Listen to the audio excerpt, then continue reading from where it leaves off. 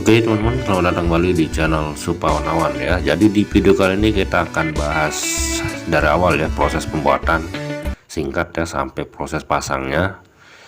Jadi proses pembuatan pintu minimalis ini ukuran 1,60 m kali 1,70 m ya. Jadi untuk lebarnya minimal teman-teman tambahkan 20 cm aja ya. Jadi kalau misalkan mau lebih juga masih bisa. Oke, langsung aja kita ke proses pertama teman-teman. Oke, jadi untuk semua bahan yang sudah terpotong, teman-teman. Jadi untuk proses rangkanya ya. Jadi untuk proses pengelasan pertama di sini teman-teman jangan las-full dulu ya untuk proses pengelasan di satu sisinya. Jadi supaya nanti bagian belakangnya tidak melar ya. Jadi untuk bahan yang saya gunakan ini holo 4x6 1,4 ya untuk ketebalannya. Ini yang udah jadi untuk satu rangkanya teman-teman. Untuk bagian bawah platnya saya pakai ukuran 60 cm. Jadi untuk proses pasangnya untuk bagian plat bawah sebaiknya gunakan 2 besi ya untuk mengemal teman-teman. Jadi supaya nanti ukurannya rata semua. Lalu bagian tengah saya kasih aja jarak sekitar 15 cm. Dan nanti di bagian atas juga sama ya, jaraknya sekitar 15 cm untuk lubang atasnya nanti. Oke, jadi untuk proses apa ya? Nah, jadi untuk proses sama seperti yang tadi. Jadi supaya nanti jaraknya sama semua. Jadi untuk potongan jari-jari nanti rata ya. Jadi enggak sampai ada yang panjang, ada yang agak kependekan. Jadi usahakan teman-teman gunakan mal ya setiap pengelasan dari rangka-rangka bagian tengah, supaya nanti hasil potongan bagian tengah sama rata ya. Oke, jadi di sini untuk ornamennya teman-teman bisa bikin langsung ya. Jadi sebelum pasang jari-jari ornamen sudah terbentuk. Jadi acuannya adalah teman-teman harus menentukan dulu jarak jari-jari yang akan kalian pakai ya. Jadi sini saya gunakan jarak jari-jari 8 cm dan itu menjadi acuan pembentukan dari ornamennya. Jadi ini udah saya bahas khusus, nanti linknya ada di deskripsi teman-teman. Dan setelah kita garis nih, kita udah mulai pasang jari-jari ya. Setelah kita garis, oke, jadi bahan selain 4x6 di sini bahan yang saya gunakan adalah 2x4 ya. Tepatnya 1,5 kali 3,5 teman-teman. Ini banci ya, ini 24 banci. Oke, jadi seperti yang saya bilang tadi untuk proses ornamennya, karena ini sudah terbentuk pas dengan pembagian jari-jari, jadi usahakan teman-teman harus tahu dulu jarak jari-jarinya baru membentuk ornamennya. Jadi acuan teman-teman itu jari-jarinya ya. Jadi untuk handle ya, di sini handlenya panjang 35. Untuk bagian tengahnya itu penyangganya cuma 3,5 cm teman-teman. Setelah semua jari-jari kita potong semua ya untuk proses pengelasan semuanya, selanjutnya di sini kita akan proses pengukuran dari plat di bagian bawahnya teman-teman. Di sini saya gunakan plat ketebalan 1 mm ya. Di sini teman-teman ukur full ya setiap sisi dan lebihkan aja sekitar 4 cm ya atau 2 cm untuk tiap sisinya. Oke, dan kita potong, kita tandai dulu ya, tandai untuk platnya teman-teman.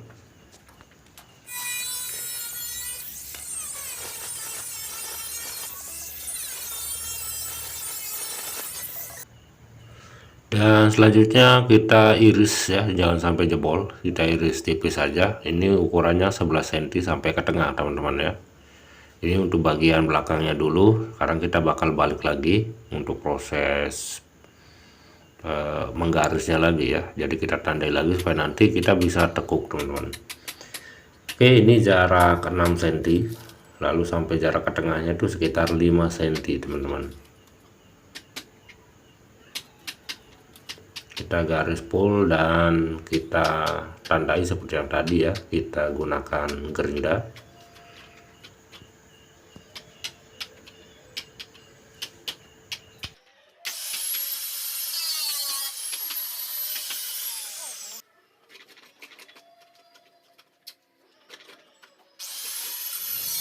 Dan setelah garisnya terbentuk ya, kita bakal coak lagi garis di bagian sini 1 cm ya, lalu ke bagian satunya lagi 1 cm teman-teman, sama-sama 1 cm, dan garisnya bakal ngerucut ke bagian tengah ya. Dan bagian tengah sini teman-teman ambil 1 cm lagi, sama seperti yang ini, ke sebelahnya 1 cm lagi, lalu mengerucut ke bagian ujungnya. Dan bagian tengah ini bakalan kita buang teman-teman ya, untuk proses tekuknya nanti.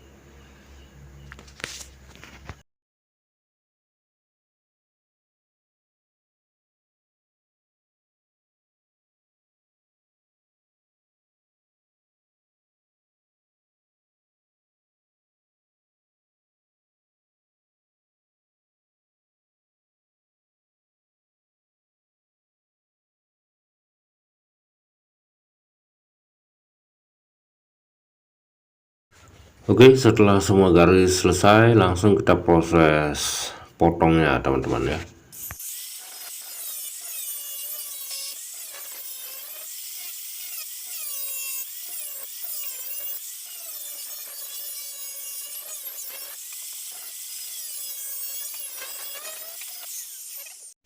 Setelah terpotong teman-teman, tinggal kita tekuk aja seperti ini ya, sampai membentuk seperti apa ya, kayak mangkok ya. Jadi agak ada lekukan di bagian tengahnya. Dan selanjutnya tinggal kita proses las sekaligus pendempulan ya, untuk proses akhirnya. Jadi sebaiknya untuk plat yang terlihat agak berkarat sebaiknya diamplas teman-teman sebelum proses pendempulan maupun pengecatannya ya, supaya nanti catnya bisa tahan lebih lama.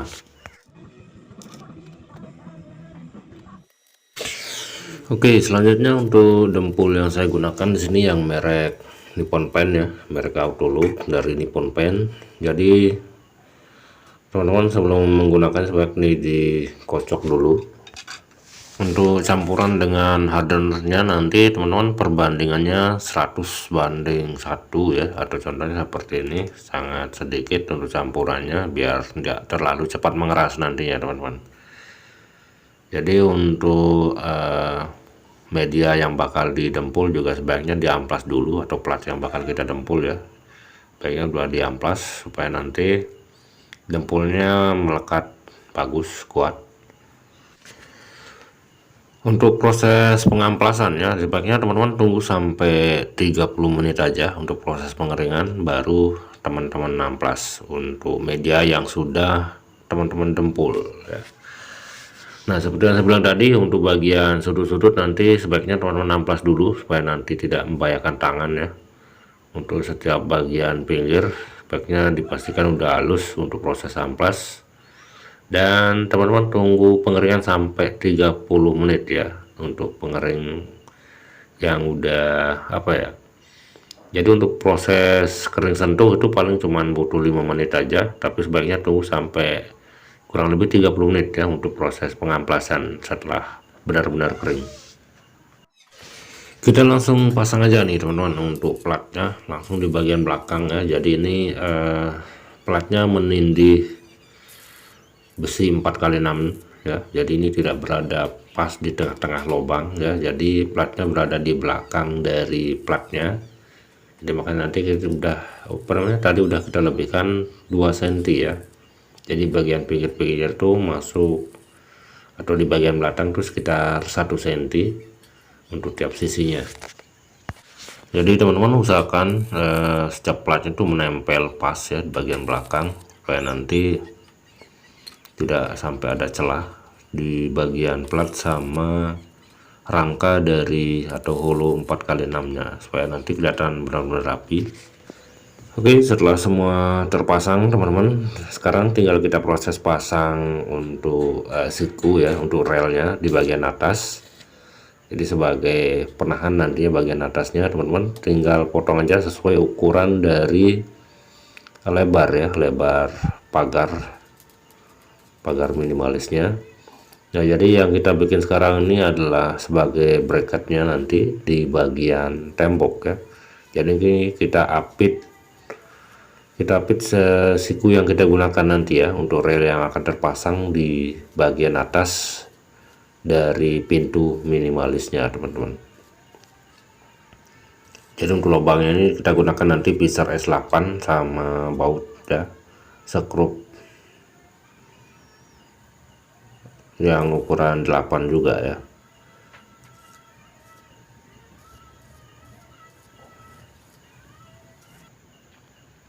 Oke teman-teman, selanjutnya ini tinggal proses pengecatan aja dan kita langsung ke proses pemasangan ya. Kita bahas singkat aja.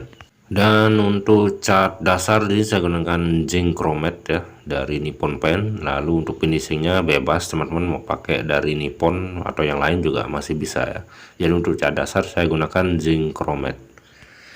Oke, ini udah lokasi pemasangan kita teman-teman. Jadi kita pasang benang ya. Jadi udah kita ukur jarak ke tembok dengan jarak pagarnya. Karena ini bagian agak dalam ya, kita pasang batu bata untuk tempat relnya juga. Jadi usahakan teman-teman gunakan selang timbang, selang air, supaya nanti kerataan dari rel bagian bawah bisa teman-teman dapat ya.